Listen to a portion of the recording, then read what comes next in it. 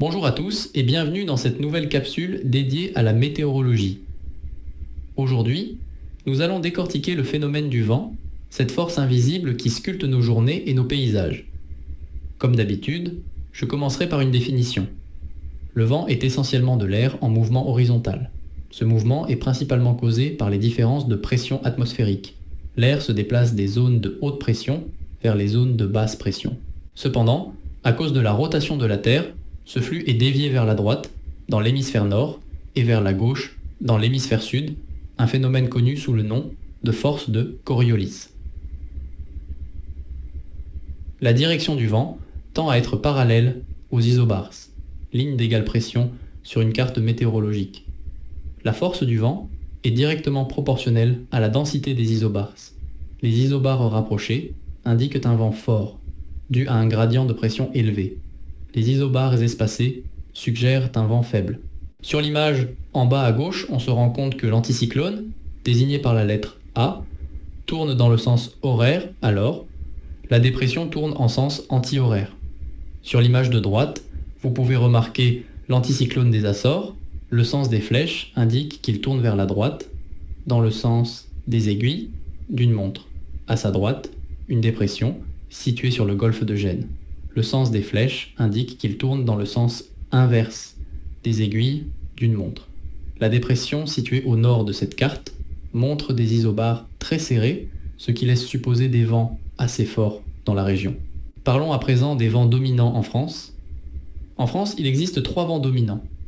Le Mistral, dans la vallée du Rhône, entre le Massif central et les Alpes, suit un sens nord-sud et vient baigner la Provence. La Tramontane, qui prend sa source dans le Lauragais, entre les Pyrénées et le Massif central, suit un sens nord-ouest-sud-est et vient baigner le Languedoc-Roussillon. Le 3e vent est le vent d'Autan, qui suit un sens parfaitement opposé à la Tramontane. Voyons à présent les vents régionaux. Certains d'entre vous peuvent s'interroger, à juste titre, sur l'existence de vents dans leur région, alors que je viens de parler uniquement du Mistral, de la Tramontane et de l'Autan. En France, le vent est influencé non seulement par les gradients de pression, ce qui est le cas des vents que l'on vient d'étudier, mais aussi par le relief géographique.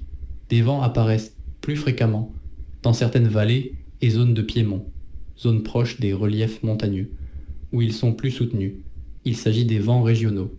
Il en existe une multitude, comme vous pouvez le voir sur la carte ci-contre. Le jet stream, on l'appelle également courant de jet, est un vent d'altitude. Un des acteurs principaux de la météorologie globale est le jet stream. C'est un courant d'air très rapide, situé à environ 10 km d'altitude. Ce courant de jet, qui encercle le globe, est crucial pour la navigation aérienne et joue un rôle significatif dans la formation des conditions météorologiques extrêmes. La vitesse des vents dans le jet stream peut atteindre 200 à 300 km/h, influençant profondément les modèles climatiques mondiaux. Le jet stream circule uniquement d'ouest en est. Il est utilisé par les pilotes de ligne afin d'économiser du carburant. Le vent est un élément dynamique et complexe de notre système climatique.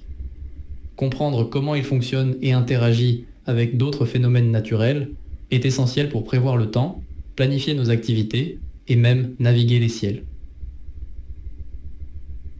Merci de nous avoir suivis et n'oubliez pas de consulter nos autres capsules pour enrichir encore plus votre compréhension de la météorologie.